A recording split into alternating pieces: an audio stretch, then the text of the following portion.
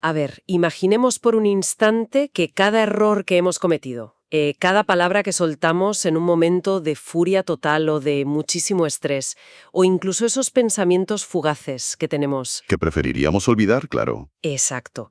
Imaginemos que todo eso no es, bueno, un simple recuerdo borroso que el tiempo acaba borrando, sino que imaginemos que todo eso conforma un archivo de registro inalterable. Un log de errores continuo. Eso es, un log atrapado en un disco duro interno al que el usuario habitual no tiene acceso de administrador. O sea, cuando hablamos de un diagnóstico médico tradicional, hay una expectativa de, digamos, precisión binaria. Sí, de blanco o negro. Claro. Si hay una fractura, pues la radiografía te muestra esa línea blanca dentada súper clara y el médico te dice, mira, ahí está el fallo. De hardware, vamos a repararlo. Es una lectura límpida. Un dato empírico que, no deja margen a la interpretación. Y la ciencia médica se siente increíblemente cómoda en ese terreno, porque es tangible. Ya. O sea, un hueso roto se repara, un tejido dañado se sutura y listo. Y a la mente humana le encanta esa claridad, ¿verdad? Nos reconforta saber que las cosas se pueden categorizar, etiquetar y meter en cajas perfectamente ordenadas. Pero, ¿qué ocurre cuando el diagnóstico no es físico? Ahí es donde la cosa se complica. Tela. Porque cuando cruzamos esa frontera y nos metemos en el terreno de la memoria, de la conciencia y de esos inmensos registros que acumulamos a lo largo de los años, De pronto la máquina de rayos X ya no sirve para nada. para nada. Pasamos a observar un paisaje diagnóstico que es, francamente, abrumadoramente turbio. Y es precisamente en esas aguas de la psique donde nos vamos a sumergir hoy. Así es. Lo que la misión de esta sesión es auditar un documento profundamente fascinante que codifica conceptos teológicos milenarios utilizando, fíjate, de manera súper metódica, la terminología estricta de la ingeniería de sistemas. Así que, a quien nos escucha, prepárate para la extracción. Me encanta. Y, el marco de referencia que nos proporcionan las fuentes para esta extracción es verdaderamente singular. O sea, proponen que la experiencia humana al completo funciona bajo una arquitectura informática precisa, Literalmente como un ordenador. como un ordenador súper complejo. Y hay que dejar claro desde este primer segundo que nuestra labor aquí, la de los dos, es destilar la mecánica de esta propuesta textual de manera totalmente analítica e imparcial. Somos analistas. Analista 1 y analista 2. Exacto. Actuamos puramente como analistas de datos, desgranando los conceptos técnicos de la auditoría técnica forense del capítulo 11, que lleva como título RAM Memory, y el subtítulo, muy curioso, Almacenamiento. Todo esto sin tomar partido por ninguna postura dogmática, solo analizamos el código. Solo los datos puros y duros. Y para conectar este código con la experiencia de la gente que nos sigue, ¿cuántas veces da la sensación de que la mente está completamente saturada? Uy, a diario. Claro, saturada de archivos temporales, de bucles de preocupación o de datos del pasado que ralentizan todo el sistema operativo de nuestro día a día. Es como tener 1000 pestañas abiertas en el navegador. Exactamente. Pues esta exploración propone que la memoria opera de un modo muchísimo más complejo que un simple botón de borrado. De hecho, cuestiona que el borrado exista en absoluto. Totalmente. Pero, antes de examinar cómo se almacenan esos datos y por qué el sistema no nos permite simplemente enviarlos a la papelera de reciclaje, es imperativo retroceder un paso. ¿Vale? Cuéntame. Tenemos que entender la jerarquía del sistema, basándonos en los registros del capítulo 10, porque no se puede auditar la gestión de memoria de un dispositivo tan complejo sin saber primero quién o qué administra ese dispositivo. Claro, la gobernanza del hardware es el primer eslabón. Vale, vamos a desgranar esto, porque el texto establece que la terminal humana se compone de 3 capas distintas y altamente especializadas, ¿no? Eso es, 3 capas fundamentales. Tenemos, en primer lugar, el cuerpo, que funciona puramente como el hardware biológico. Luego está el alma, que actúa como el software o la psique, donde residen, digamos, las emociones y el intelecto. Sí, Y finalmente, el espíritu, que se describe literalmente en el texto como el módem de conexión, el puerto de enlace con el exterior. Hasta aquí, parece una red local bastante estándar. esa es la arquitectura base, claro, la configuración de diseño. Pero el problema surge con lo que el texto denomina un conflicto de prioridad. Uy, eso suena a pantallazo azul. Es que lo es. En términos técnicos, es un error de gobernanza crítico. Esto ocurre cuando el alma, que es descrita en la auditoría como el viejo host emulado, Espera, ¿host ¿Emulado? Sí, un sistema impulsado puramente por datos sensoriales, emociones reactivas y voluntad propia. Pues cuando ese host emulado intenta dictar los procesos operativos generales, tenemos un problema. O sea, intenta ser el jefe. Exacto. Intenta ser el administrador principal, desplazando al espíritu que en realidad debería ser el host autenticado en conexión directa con el diseño original. Vale. Es decir, es como intentar ejecutar una aplicación de ciberseguridad de última generación en un sistema operativo totalmente obsoleto que, por alguna razón de programación antigua, se niegan rotundo a ceder los permisos de administrador. Esa es la analogía perfecta. Claro, todo el sistema entra en un cuello de botella brutal y acaba dando fallos por todas partes. Es una falla de jerarquía de manual. Y el diseño original, según detalla el documento forense, requiere estabilizar el sistema a través de lo que denominan la doma progresiva del alma. La doma. Suena intenso. Es un proceso que inevitablemente genera muchísima fricción. O sea, implica desactivar el control del ego, porque el ego actúa como ese administrador local obsoleto y tiránico del que hablabas. ¿Ya el que no quiere soltar el mando? Exacto. Hay que desactivarlo para que un nuevo administrador asuma el mando absoluto del procesamiento. El alma debe dejar de gobernar y convertirse en una simple interfaz dócil, en una herramienta sin más. Un momento. Frena ahí. Porque, revisando el texto, menciona a este nuevo administrador usando un término muy específico. Lo llama el Parakletos. Así es. Y a ver, suena a un concepto griego antiguo infiltrado en nuestro manual de ingeniería de software. ¿Qué o quién es exactamente este nuevo administrador en el contexto del sistema informático? Es una excelente pregunta.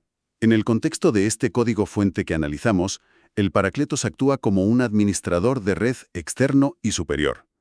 Y es enviado para instalarse en la terminal una vez que el ego es, digamos, desactivado. Ah, vale. O sea, viene de fuera. Claro, es una figura de soporte técnico. En la terminología original sería como un consolador o un abogado, pero aquí funciona como un gestor de procesos impecable. ¡Qué interesante! Asume el control del módem, o sea, el espíritu, para asegurar que la terminal reciba las instrucciones correctas y no se deje llevar por los impulsos defectuosos del software antiguo. Vale, te compro la idea. Pero claro, si el espíritu se convierte en el nuevo administrador del sistema y este Parakletos toma el control de los procesos, Sí. ¿qué sucede exactamente con todos esos datos antiguos? O sea, todo ese historial de navegación, los traumas, las decisiones erróneas que ya están almacenadas en el disco del alma. ¿Simplemente se formatean? ¿Se sobrescriben con ceros y unos y ya está? Ojalá fuera tan sencillo. Y esa misma saturación de datos antiguos nos lleva directamente al núcleo del capítulo 11 de nuestra auditoría. ¿A dónde va todo ese registro histórico cuando hay un cambio de mando? ¿A la papelera? ¿Qué va? El documento es categórico e implacable, no desaparece. Y lo fascinante aquí es que la psique es conceptualizada como un registro absolutamente inalterable. ¡Madre mía! Inalterable. Inalterable. Funciona como una grabadora continua y silenciosa que archiva absolutamente todo en segundo plano desde el instante exacto de la activación de la terminal, es decir, desde el nacimiento. ¡Wow! O sea, todo es todo. Palabras emitidas como datos de salida, acciones físicas ejecutadas a través del hardware biológico e incluso, supongo, las intenciones, ¿no? Exacto. Los procesos oscuros. Esos procesos que corren ahí en segundo plano, que nadie más ve pero que están consumiendo memoria, también quedan registrados. Y esto, claro, nos lleva a un concepto que el texto llama la ilusión del delete. Un término brillante, por cierto. Totalmente. Porque en esta arquitectura que estamos auditando, el olvido, tal y como lo entendemos nosotros en el día a día, simplemente no existe. Es una ilusión. Y lo fascinante aquí es cómo esta premisa desafía por completo la percepción médica y psicológica habitual. A ver, explícate. O sea, cuando un paciente no puede recordar un evento traumático o cuando simplemente olvidamos un detalle tonto de nuestra infancia, la ciencia tiende a interpretar ese fallo como una pérdida real de los datos. Claro, te dicen que esa conexión neuronal se ha perdido. Se asume que la neurona se ha degradado y el archivo, se ha destruido o se ha desvanecido. Sin embargo, desde la perspectiva de la programación detallada en estas fuentes, la base de datos persiste intacta y completa. Espera. Me cuesta comprar esta idea de buenas a primeras. A ver, si el alma es un disco duro inalterable que lo graba literalmente todo, Dodo. ¿Por qué olvidamos cosas tan sumamente básicas como, yo qué sé, lo que cenamos hace 3 semanas o el nombre de un antiguo compañero de colegio? Si no hay un borrador real, ¿dónde narices se esconden esos datos y por qué no puedo acceder a ellos a voluntad? Pues porque lo que el ser humano experimenta como olvido, en este manual, es catalogado técnicamente como una falla de acceso de la interfaz física, no como un borrado de la base de datos subyacente. O sea, un problema de lectura. Exacto. Piensa en ello como tener un archivo perfecto en tu ordenador, un PDF importantísimo, pero el acceso directo del escritorio se ha corrompido, o el motor de búsqueda interno falla al intentar localizar la ruta exacta de la carpeta. Ah, vale, el archivo no se ha borrado. El archivo sigue ahí, ocupando espacio en el disco duro del alma, pero tu memoria RAM biológica simplemente no encuentra el puntero para abrirlo. Qué buena analogía. Es como esa frustración universal de tener una palabra en la punta de la lengua. Sabes perfectamente que el dato existe, sientes el peso del archivo, pero el sistema, temporalmente, no te deja abrirlo. Falla el buscador, no el registro. ¿Eso es? ¿Lo has clavado? Pero claro, yo me pongo en el papel de abogada del diablo. Si yo no puedo acceder al archivo, ¿cómo demuestra el sistema, empíricamente, que el dato sigue ahí y que no se ha corrompido permanentemente? Bueno, el texto introduce para responder a esto un fenómeno que, en informática y peritaje de sistemas, conocemos muy bien. Lo llaman el memory dump, o volcado de memoria. Ah, el volcado, sí. En sistemas críticos, cuando el hardware está a punto de colapsar de forma irremediable, el sistema operativo, como mecanismo de emergencia pura, genera un registro instantáneo de todo lo que había en la memoria. Claro, para que luego el técnico pueda analizar qué provocó el fallo crítico. Exactamente. Y según el documento forense, esto es exactamente lo que ocurre en la terminal humana durante lo que conocemos popularmente como experiencias cercanas a la muerte. ¡Qué locura! O sea, que la típica frase de «vi pasar toda mi vida delante de mis ojos». Eso es. Cuando el hardware biológico sufre un trauma masivo y se enfrenta a un fallo total inminente, el usuario experimenta un volcado masivo del sistema. Y hay miles de reportes clínicos, de personas que afirman ver su vida entera. Cada pequeño detalle, sí. Pasar frente a sus ojos en fracciones de segundo. Es una prueba pericial, argumenta el autor de las fuentes, de que la grabadora jamás se detuvo. O sea, si el sistema puede recuperar, compilar y volcar décadas de información visual, auditiva y emocional en un instante crítico, donde el procesador físico o el corazón están prácticamente apagados, Demuestra de forma contundente que la capacidad de almacenamiento real no reside en los componentes perecederos, reside en un registro de una persistencia mucho mayor. vale, aquí es donde se pone realmente interesante. Porque para comprender por qué esa inmensa base de datos sobrevive a un fallo crítico del sistema biológico, las fuentes nos obligan a mapear la diferencia física y virtual de los componentes. Hay que separar el grano de la paja. Exacto. Hay que separar tajantemente las funciones para no confundir el hardware con el software. En este modelo, el cerebro biológico opera puramente como memoria RAM. Así es conceptualizado como un procesador de señales volátil y en tiempo real. O sea, no guarda nada a largo plazo. Su función principal es gestionar los impulsos físicos y temporales de lo que el texto llama el hardware biológico. Recibe datos de los periféricos, que serían los sentidos como la vista, el tacto, el oído, Sí. los periféricos de entrada. Los traduce en impulsos eléctricos y permite a la terminal interactuar de forma inmediata con el entorno físico. Pero, al ser puramente RAM, no es el destino final de los datos. Es volátil. Si cortas la energía, la RAM se vacía de inmediato. Y en contraparte, la psique, el alma, asume la función integral del disco duro. Es el almacenamiento persistente de verdad. Eso es. Y el documento argumenta que si el hardware físico se degrada, y aquí podemos usar el ejemplo devastador de una enfermedad neurodegenerativa como el Alzheimer o un trauma craneal severo en un accidente de coche, Sí, casos muy extremos. la base de datos de la identidad profunda y los recuerdos del usuario no sufren ningún borrado real. Es una distinción de diseño verdaderamente crucial para nuestra auditoría forense. Porque, ante una condición como el Alzheimer, la interfaz biológica, es decir, la estructura neuronal del cerebro, simplemente pierde de forma progresiva los punteros de acceso. Los accesos directos que decíamos antes. Exacto, pierde los punteros al disco duro que está indexado y resguardado de forma segura en la psique. Ya, pero desde fuera se ve muy distinto. Claro, el observador externo, el médico, observa un fallo evidente en el hardware de lectura y declara una pérdida de memoria absoluta. Pero en términos de programación estricta, que el lector de discos esté roto o que la lente óptica esté rayada, no significa en absoluto que los datos del servidor central se hayan volatilizado. A ver, si nos detenemos a pensar en las implicaciones de esto que estamos diciendo, es monumental. Es un cambio de paradigma total. Porque si el cerebro es solo memoria RAM y sufre daños irreparables, estamos diciendo básicamente que la identidad real del usuario, todo su historial vital, permanece intacto en un almacenamiento externo, en una capa no material. Intacto y seguro.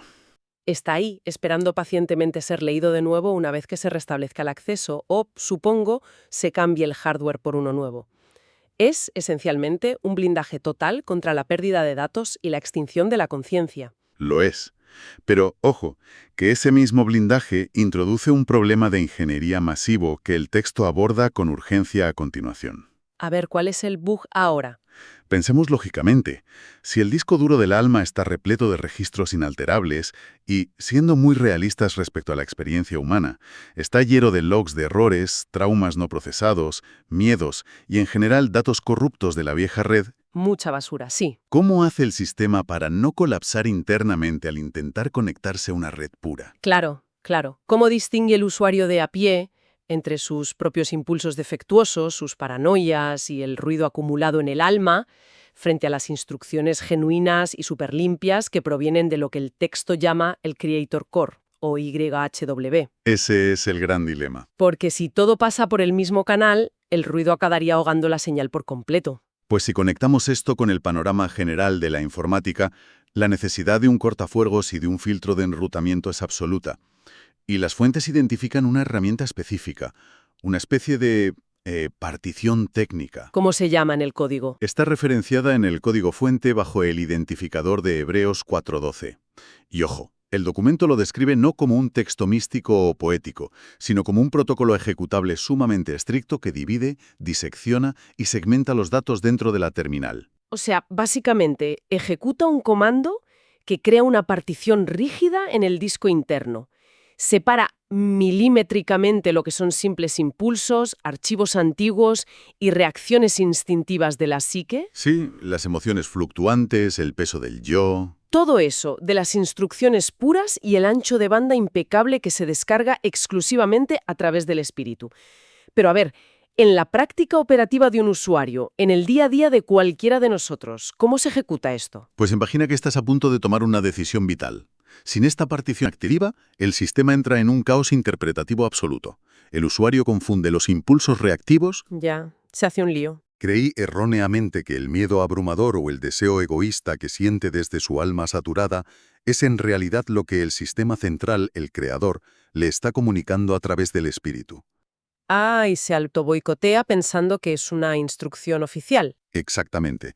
Por eso el diseño original requiere aislar este ruido tóxico de los registros antiguos para permitir lo que definen como una sincronización de frecuencia sin ningún tipo de interferencia. Y esto es vital porque, según el texto, la matriz exterior en la que opera la terminal, lo que llaman la matrix, no es un entorno neutral, ¿verdad? Para nada. Es un entorno tremendamente hostil. Está controlada por una entidad invasora que el manual denomina el spoofer.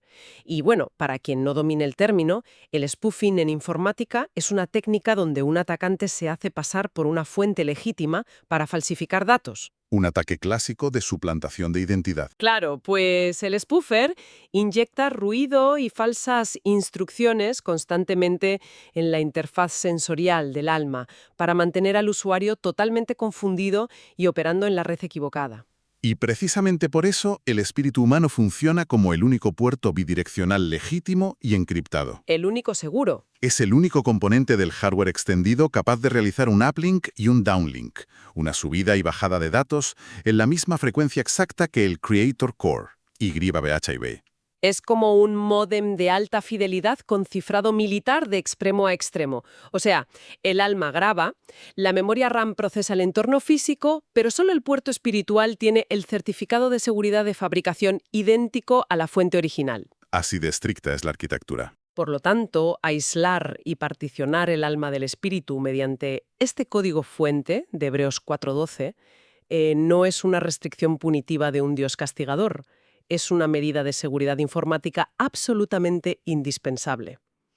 Es un cortafuegos para que no te hackeen. Claro, porque si los datos se mezclan, el usuario sigue ejecutando los bucles virales de la Matrix pensando, de forma totalmente ilusa, que está operando en total libertad. Y ese es, de hecho, el mayor engaño del spoofer. Hacer creer a la terminal que los errores del sistema son directrices genuinas, que tu ansiedad o tu ego es en realidad tu brújula. Qué fuerte. Entonces, ¿qué significa todo esto a nivel de resolución? Porque, a ver, hagamos un balance de la auditoría forense hasta este punto. Venga, un resumen del estado del sistema. Tenemos un hardware biológico, el cuerpo, que se degrada, envejece y es altamente susceptible a la corrupción y al fallo físico eventual. Por otro lado, tenemos un disco duro psíquico, el alma, que está abrumadoramente saturado de registros inalterables, Lleno hasta los topes. plagado de logs de errores históricos y bajo el acoso constante de la inyección de dopamina, el miedo y la distracción general de la Matrix administrada por el spoofer. O sea, frente a un diagnóstico sistémico de esta magnitud que es súper crítico, ¿cuál es la solución definitiva de ingeniería que proponen las fuentes? ¿Se puede limpiar el disco de alguna manera? Pues el veredicto de la auditoría forense es implacable en este aspecto. No basta con aplicar parches conductuales. O sea, no sirve ir a terapia yesa. Útiles de un software intentando reparar un daño de diseño y de origen en el propio hardware. Imposible, claro. El registro de errores es inamovible mientras la terminal opere bajo el viejo sistema operativo. La única solución técnica, estructural y legalmente viable que plantea el documento es requerir la ejecución de un NN Upgrade conocido en el código como el nuevo nacimiento. Ah, el NN Upgrade. Y hay que prestar muchísima atención a los detalles aquí porque las fuentes enfatizan de forma contundente que este NN Upgrade no es un simple Restoration Point. No, para nada. No es volver atrás. Del sistema para volver a la configuración de fábrica de la primera terminal creada en el Edén. Y a ver, te pregunto, si el sistema del Edén era perfecto en su inicio, ¿por qué no simplemente restaurar a ese punto? ¿Por qué se requiere un upgrade superior? Porque el texto argumenta que aquella versión original de la terminal, la build del Edén, era operativa y era pura, sí. Pero el tiempo demostró que era intrínsecamente vulnerable al hackeo externo del spoofer. Tenía un puerto abierto. Tenía una brecha de seguridad masiva en su libre albedrío, sin blindar. Por lo tanto, lo que el NN Upgrade ofrece ahora no es volver a ese estado vulnerable. Es una repotenciación extrema y futurista del sistema. Es una migración de arquitectura completa. Vale, en términos de código entiendo el concepto de migración, pero en la práctica operativa, ¿qué implica realmente este upgrade para el usuario? ¿Es una descarga instantánea, una actualización en segundo plano mientras duermes? Implica literalmente formatear la vieja estructura de gobernanza interna y permitir la instalación de un kernel completamente nuevo. ¿Un nuevo núcleo? El kernel es el núcleo central del sistema operativo que controla absolutamente todo en el hardware. Este proceso extrae al host del bucle constante de fallos de la Matrix y le otorga al nuevo administrador, al Paracletus del que hablamos antes, el control total de los permisos. O sea, le das las llaves de casa. Exacto. Ya no se trata de intentar reparar el viejo chasis biológico con parches temporales. Se trata de preparar al usuario, desde adentro hacia afuera, para operar definitivamente fuera de esta biosfera física limitante. Claro. Prepara la base de datos del usuario que ahora está blindada por la partición técnica y purgada de la vieja autoridad usurpadora del ego para migrar hacia un futuro hardware. El contenedor definitivo. Un contenedor físico de nueva generación que el texto denomina con asombrosa precisión la terminal Soma glorificada. Es una carcasa física de diseño avanzado concebida específicamente para operar sin latencia alguna en el servidor central. Es un concepto brutal. Absolutamente incorruptible, inmune al spoofer, y donde el fallo sistémico o la degradación de la memoria RAM es, por diseño fundamental, técnicamente imposible. Es la versión final del producto. Entonces, la conclusión técnica y pericial de este capítulo es que la verdadera libertad operativa jamás se logra intentando desfragmentar un disco duro viejo mientras sigues conectado a un entorno hostil y hackeado. Sería perder el tiempo. Mediante este upgrade de raíz a una infraestructura de red totalmente nueva, asegurada y garantizada por el Creator Core. Yo como analista te digo que es un modelo fascinante, que replantea por completo la noción de la existencia, del trauma y de la memoria. Lo estructura todo bajo las reglas implacables pero súper precisas de la ingeniería de software. Y eso nos lleva, creo, a una reflexión final que deberíamos dejar flotando en el ambiente para la gente que nos sigue. Si, asumiendo temporalmente el marco de esta auditoría forense, aceptamos la premisa de que nuestro cerebro biológico es solo una memoria RAM volátil de lectura temporal, Sí, y que cada experiencia, cada palabra susurrada en la oscuridad y cada intención oculta queda grabada de forma indeleble en un disco duro indestructible del alma, la pregunta ineludible es ¿cómo cambiaría la forma en la que procesamos nuestra vida diaria? Las decisiones aparentemente triviales que tomamos, las palabras que emitimos como dagas en momentos de estrés profundo. te lo piensas dos veces. Todo cambia, claro, sabiendo que en los niveles más profundos de nuestra arquitectura de red simplemente no existe el botón de borrar. Todo se indexa y todo se guarda para la revisión final del diseñador del sistema. Fíjate que esa es una carga operativa inmensa. Saber que el historial de logs no se puede limpiar manualmente dándole a vaciar papelera. Y la extracción de datos de este documento, os aseguro, apenas acaba de comenzar. Nos queda lo más denso. Quedan piezas absolutamente fundamentales y, la verdad, alucinantes en este complejo rompecabezas arquitectónico. Porque si el alma lo guarda todo y el cuerpo tiene fecha de caducidad asegurada, en nuestra próxima sesión de análisis forense entraremos de lleno en el capítulo 12 titulado Más allá de la vida. Así es. Allí auditaremos los registros periciales y científicos de lo que el documento describe como la conciencia no local y la topología exacta del entorno del tercer cielo. Descubriremos exactamente, basándonos en los reportes de datos forenses y en estos volcados de memoria, qué ocurre con el software inalterable del alma cuando el hardware biológico finalmente muestra un encefalograma plano y, bueno, se desconecta definitivamente de la Matrix. Va a ser intenso. Retomando la idea con la que abrimos hoy, la radiografía médica y el monitor cardíaco pueden certificar visualmente que la máquina física se ha apagado. Pero según esta auditoría de sistemas, el usuario que habite esa máquina biológica apenas está a punto de iniciar su verdadera secuencia de arranque en el servidor central. Hasta la próxima inmersión analítica.